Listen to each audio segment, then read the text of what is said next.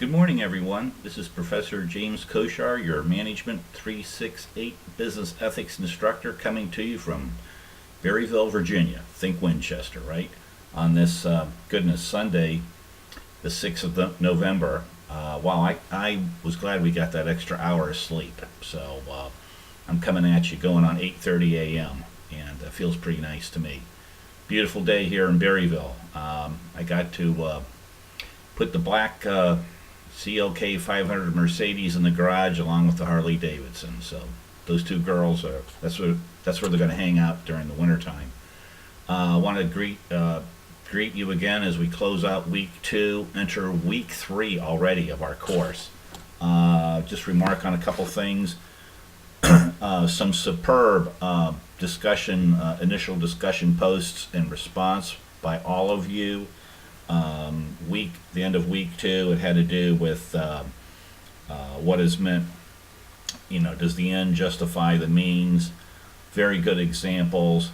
One thing that I have found in my research on that topic is that theories of a particular and justifying the means can change over time. An example of that would be one example would be when, and it has to do with technological advancements in and of themselves, probably even a little bit of globalization thrown in, is when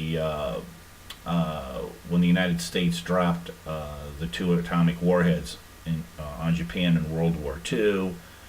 Usually it's argued that that end justified the means, because it ended the war and saved more lives, because Allied troops would have had a ground invasion of the island of Japan, and that would have caused more deaths. However, now people are stating that what that did was open up the atomic age, atomic warheads, by doing that action, and maybe we haven't seen the end of that yet. So always a topic to just kind of ponder about, and great input by all of you. And then you had your Dropbox assignment on Jeremy Bentham. You had chapter 3 to read. As we go into week 3 tomorrow on Monday, you have your readings are chapters 4 and 5.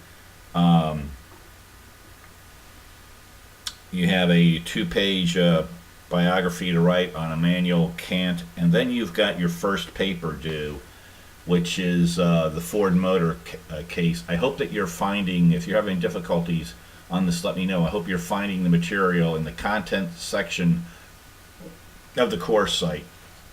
On your paper, it's pretty specific what you need to have, 3 to 5 pages in length. That's minus the cover page and the reference page. You want to have at least 3 references, okay? And even though we're in the electronic age, always have your name, the date, and the course on the front page. Identify your work.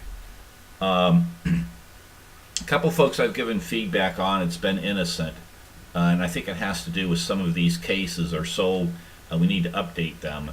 But you really want to work on conceptualizing your papers. What does that mean, Professor Koshar? When you're given, when you have a Dropbox assignment here on Immanuel Kant, of course, I don't want you copying and pasting from Wikipedia, but when you read up on him and out of the textbook, you want to read the material, you want to think about it, and then have it come out of you in your own words, okay? Some people, I've had them do direct citations and then correctly cite it.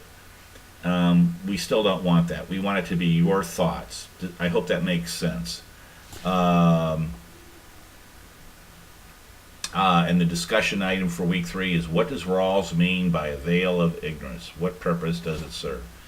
A stimulating topic. I'll have people refer to Lady Justice. I'll have people refer to, having an impartial jury, if you can do that.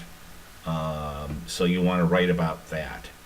One other thing I want to talk about is later on in a couple of weeks you'll get. I might not have mentioned this. You'll get a web link that will ask you for your feedback on this course. Please respond to it. I usually do pretty well. I have nearly half my class, or sometimes a little bit more, respond, but then I wonder what happened to the other half. What did they think? Take the 3.5 minutes to complete it. Columbia College is your college. It's a brick and mortar institution out of Columbia, Missouri, a beautiful site. But if we didn't have any students, it'd just be brick and mortar, right? So you're our customers, and on these evaluations, we want to know, what are we doing that's working? What could we do that could work better? And if there's something we're way out in left field about, let us know about that, okay? That's about all I have for you, except that these weeks go by fast. I remind you again that on your discussion post, right, you want your initial post and two others, right? You want your initial and two others. And I'll let you go on this Sunday, the 6th of November. If at all, if at any time you have any questions, you contact me. This is Professor Koshar of Columbia College, Columbia, Missouri, your Management 368 Business Ethics Instructor. Have a good Sunday and particularly upcoming week. Bye-bye.